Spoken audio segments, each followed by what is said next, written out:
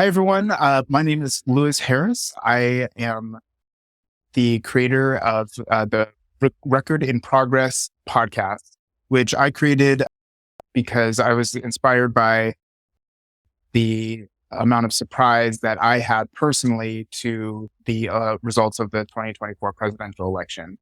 And knowing all of the people that I know and hearing also their voices, I think that now is the time to have a conversation about perspectives and the things that are different about us, as well as the things that are similar about us, so that we can hopefully create understanding so that we can make a better future for everybody. I am joined by a friend and political aficionado, if you will, a guru in local politics, I would say, even though he may humbly disagree. I'm going to go ahead and let you introduce yourself, sir. What is your name? Yes, I am Bill Phillips. I am a political consultant. I have a consulting firm called Terra Firma, which I run with Tara Nelson, my business partner.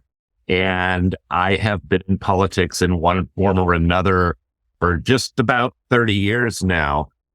My first career path was actually in mental health. I worked on an acute behavioral health unit, and then I made a lateral move into politics and ended up working for Congressman Rick Larson on the official side, doing casework for people that are having issues with the federal government. And on the side, I was chair of the 21st District Democrats. I later became chair of the Snohomish County Democrats.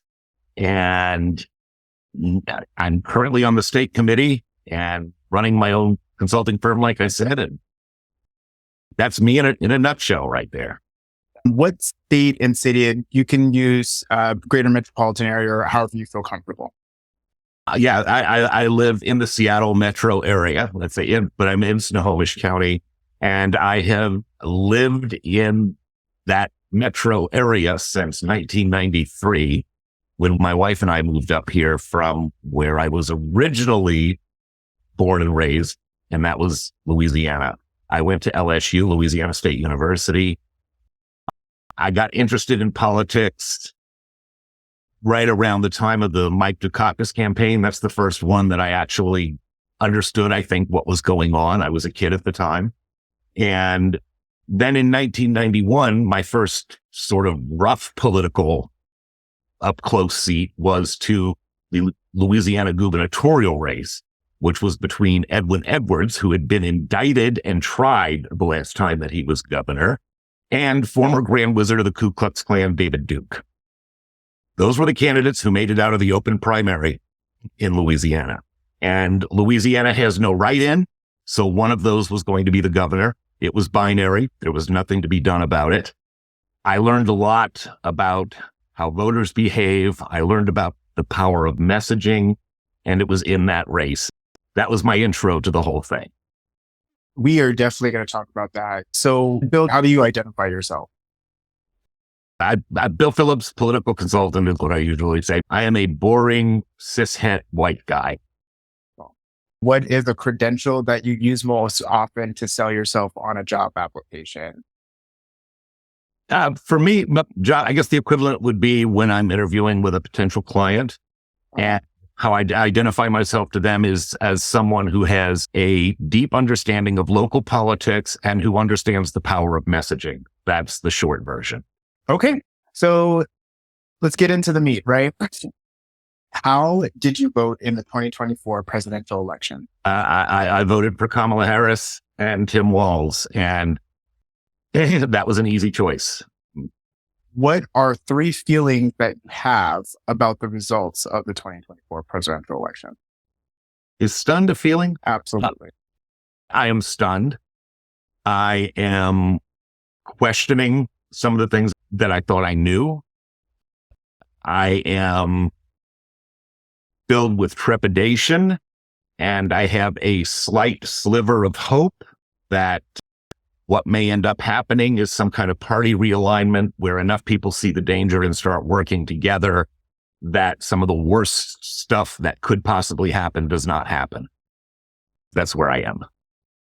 Absolutely. And for those of you who don't know what trepidation means, it's a feeling of fear or agitation about something that may happen, which is exactly what you described.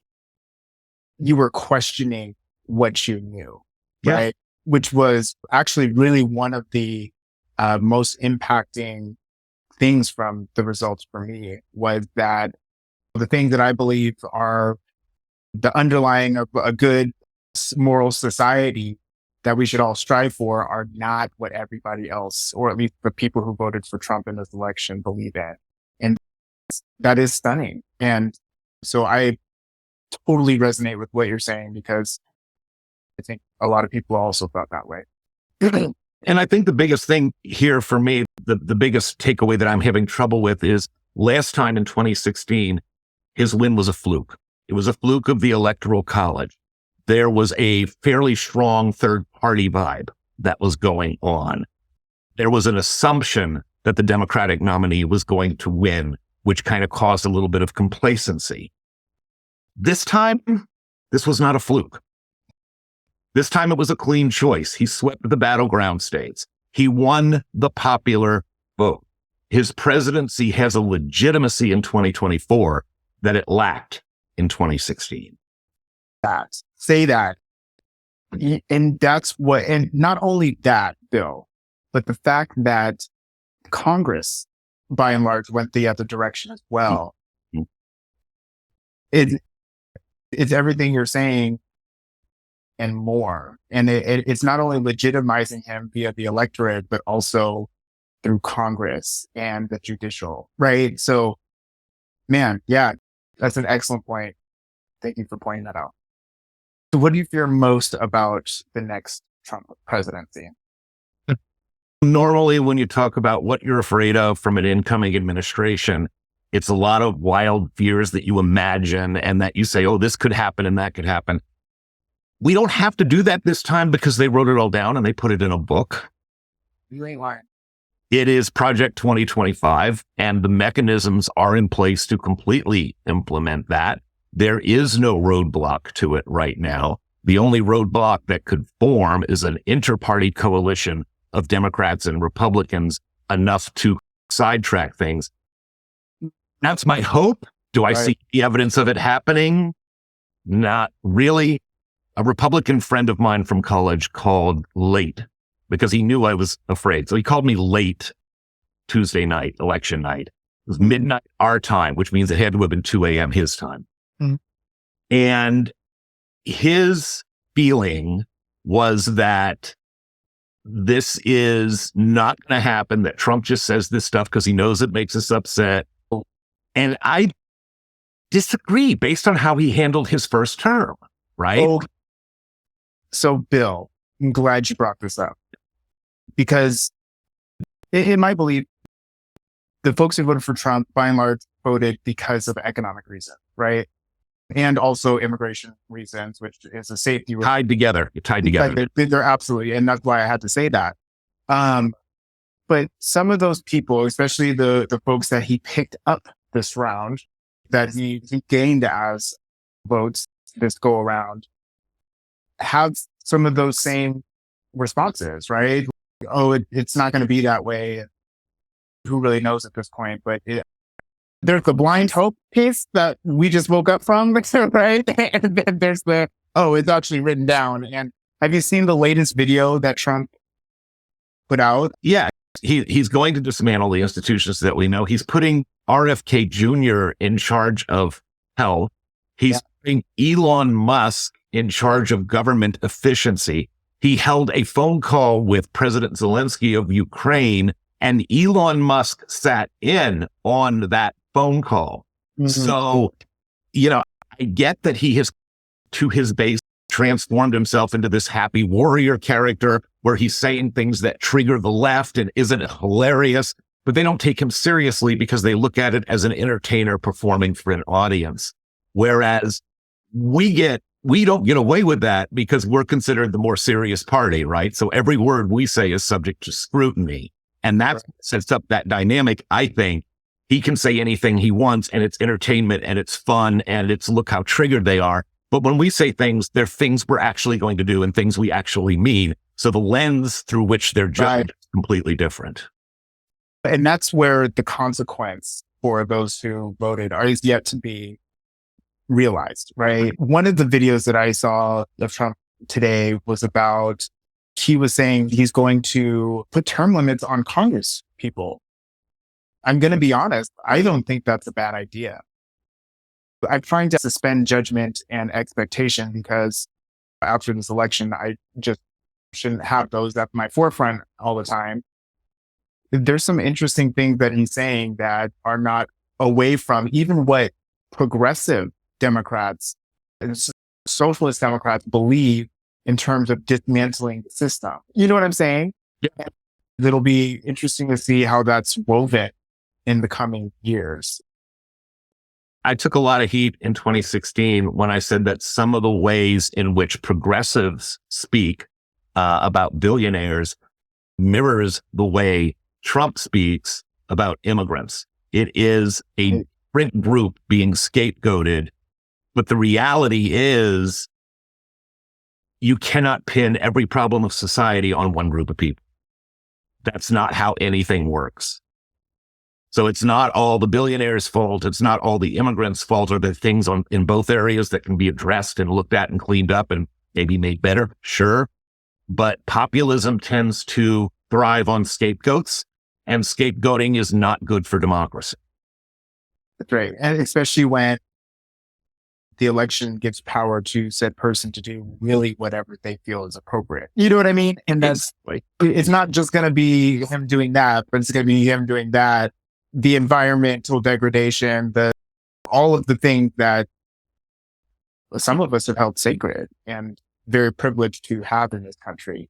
Well, we've come to trust these institutions and we believe that they are going to protect us. And when we watch them fail, it's almost incomprehensible to us.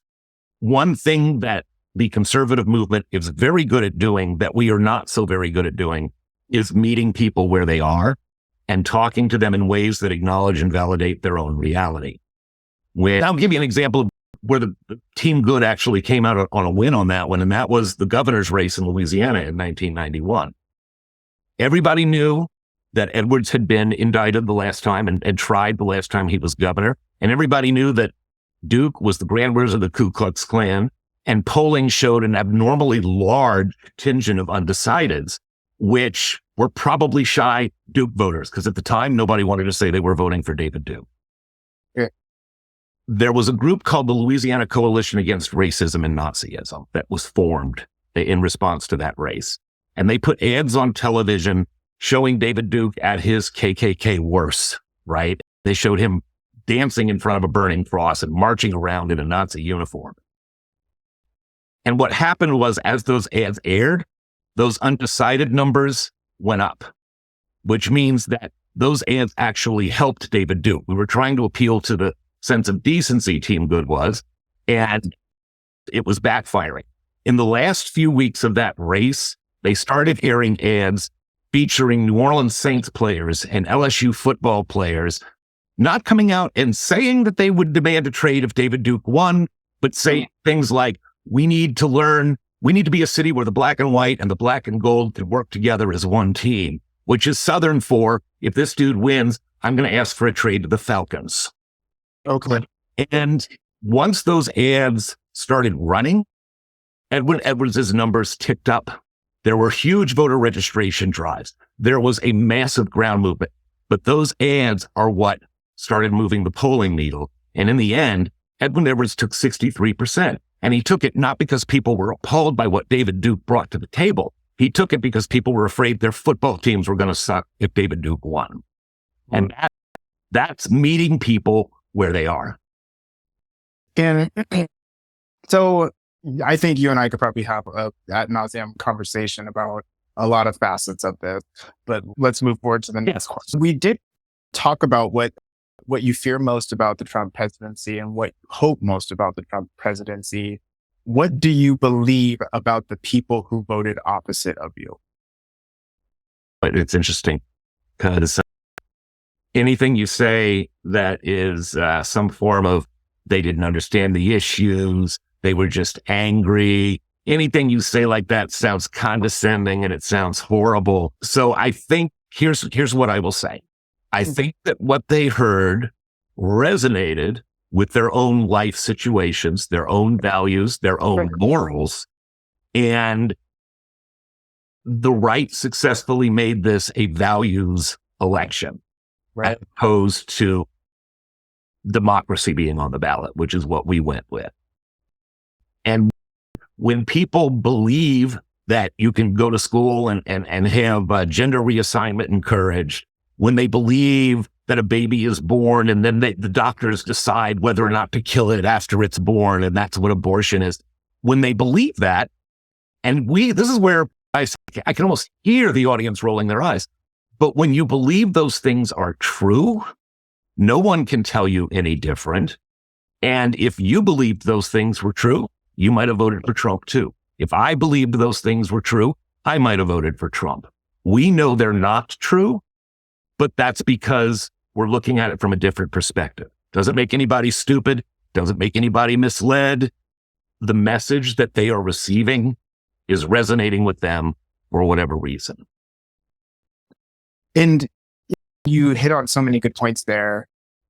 Some would argue, and you know this because you're an America buff, if you will. Anybody who's in politics knows a few things.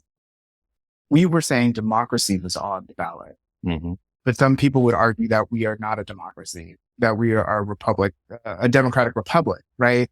And I don't know. I don't want to bash the DNC for their messaging because that feels very easy. And I always look at what's my contribution. Hey, I have not been in the local Democratic ranks as a contributor, as a volunteer to the levels that I have for other organizations. And so I'm very cognizant that there's a relativity there. But some of the messaging was off mark and it didn't create the resonance that people identified with when they're talking about safety in our communities, a messed up immigration system, and open borders, and then the economy. And like safety and how much money I have in my pocket is always going to resonate with a red-blooded American. You know what I'm saying? And in terms of messaging that, our message, the message on the Democratic side has to do a lot more heavy lifting than the message on the Republican side. That's right. The message on the Republican side is your life sucks. It's because of them. You should vote for us. That's their message. Ours encompasses institutions like democracy, the principles on which the country was founded, the rights of individuals, the rights of groups, and any message that comes out of us has to appeal to each and every one of those coalition members for the Democratic Party, or you're going to experience a fall off. Everything is a push me, pull you. Whereas on the right, all they got to say is everything sucks and it's their fault. And people flock to it. They don't really have to play all those little games that we do with our messaging. Wow. That's real. That's extremely real. Wow. What do you believe is the worst thing about society to you? And I think you also understand there's society, then there's like government, and then there's groups. So I'm just curious what you'd say here. I think the worst thing about society isn't limited to the United States of America. It's global. And I think that the big problem is all of us tend to seek out information and opinions that align with our own beliefs to the exclusion of anything that contradicts that. So we end up missing a lot of facts. And a society and a culture that has given up on facts has entered a post-persuasion era. And in a post-persuasion era, voting against each other all the time or fighting with each other are the only options, because you're not going to come up with an argument that persuades a critical mass of people enough to restore some kind of structure to society. Do you feel like, given what happened, is that where we're at? Or I think that it's a big diagnosis to say that's where they're. I'll leave that to people with far more degrees and expertise than what I have. But from what I see, when I look at my Facebook page, for example, I got 2,000 friends. I've had people block me for political opinions I've had that have not affected them one way or the other. I have been guilty of blocking others for the same reason. If I'm scrolling down their page and I see something that is so absolutely wrong, it feels like in my head, the only options are block them or troll them on their own page. And of those two things, blocking them is the kinder one. So that's what I end up doing. But in reality, we should absolutely be seeking out a wide variety of opinions and information. But in real life, what happens is we get so emotionally invested in our own points of view that hearing something that disagrees gets parsed as an attack. You're not disagreeing with me. You're attacking who I am as a person. Right. Yeah, no, and that's part of the message of this podcast is to create unity out of differences.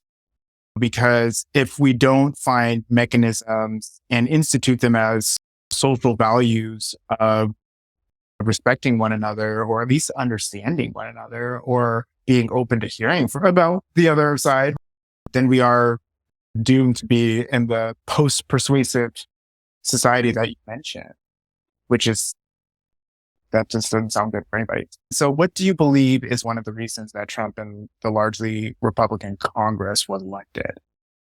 Do you want to? Yeah, and I think it's all of those things, right? It's not a simple one thing happened, another thing happened. What happened was, for whatever reason, and we can talk about whether there was something the Democratic Party could have done about it or not, but for whatever reason, the message that came out of the right-wing message bursts was better accepted than what Kamala Harris and the Democratic Party were laying down. That's right. Do you feel like you did enough to affect the election in the way you want to see it go? I've asked myself that question ever since Tuesday. Yes. And I'll tell you, without trying to brag and say what I was doing, of course, I did the postcards and I donated and all that stuff, but I was one of the loudest voices, and you probably remember this. I was one of the loudest voices of not changing nominees early on, even after the disastrous debate. I felt like the party could have rallied around it. I felt like it was survivable, and I felt like changing horses was a huge risk.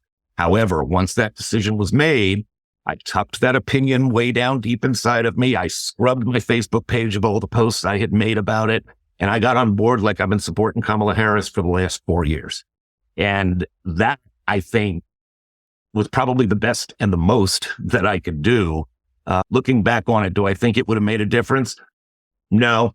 I think that what happened, what my argument was when Biden was in, it was, look, this is a democracy versus fascism argument, and eventually everybody who loves democracy is going to come home, even if we have Kermit the Frog as a nominee. And I was worried about the ability of a new nominee to unite the anti-fascism forces. Well, Harris came along and she did an amazing job of that. She united everybody. Everybody was on the same page, and she lost anyway. And that tells me that, yes, it was always going to come down to those two things, and the pro-fascism side always had an advantage. Okay, yes. Last question is, what do you want to say to yourself in 4 years? First of all, congratulations on surviving. This could have gone a lot worse, man. You're here. That's right. What I would say is there are going to be a lot of moments over the next few years where we are asked to do something or put in a position where we need to make a choice. Yeah. And my hope to myself in 4 years is that you made choices that this version of you would be proud of. That's right. None of us know what we're going to do if somebody throws a sheet of paper in front of us and says, sign here to declare allegiance to this new order, or we're going to confiscate everything you have and we're going to imprison you so we can keep an eye on you. None of us know what we would do in that moment. We like to think we do, but none of us really know. And I hope it doesn't get to that. Some of the criticism of the other side is that they weren't educated enough and they don't know what's going to happen and they are voting on a few cents for eggs or whatever. But I also see the historical devaluing of education in America, how that's created a generation with effects from that, right? Civics has left the classroom in public. Right. So The point is that at the end of that, like us, we thought that we were able to elevate a message that was possibly beyond comprehension for some people. You know what I'm saying? How stupid of us to believe that our way was something that everybody could see when we're not explaining it to them in a way that it actually matters to them. Well, we have an assumption. We assume everyone likes democracy. We assume that everyone thinks our institutions are sacred. We assume everyone believes the courts are just. And when we find out that those things are not true, it shakes us. That's great. And we've seen that a lot over the last several years. And part of what Republicans want and Donald Trump is going to do is dismantle those systems. And I've got to say, it's interesting to see how it's done. It'll be interesting to see the unintended consequences of those things, right? But these are things that some would argue are fundamentally American, right? Well, we got a clue of how that's going to work. We got a clue of it with the Dobbs decision in the Supreme Court, right? Right. They overturned Roe v. Wade. The outrage, the fear, the states voting to protect it. What does Donald Trump get up and say? It was a beautiful thing. Everybody loves it. This is what everybody wanted to have happen. Liberals wanted, conservatives wanted. It's back with the states and everybody is happy. That is gaslighting on a national scale that I never thought possible, yet it works. Yeah. And that's what they'll do as the institutions fall. They'll tell you how wonderful it is, how much better it is now, how many problems are being fixed. And people will put that above what they see with their own eyes because that's human nature. Thank you, Mr. Phillips. So just in conclusion, we are all different, but we're also all the same. What matters is we recognize that fact and move forward to make a world that's better for all of us. That's the takeaway. Find common ground and understand the circumstances that lead people to make the decisions that they do. That's our best hope.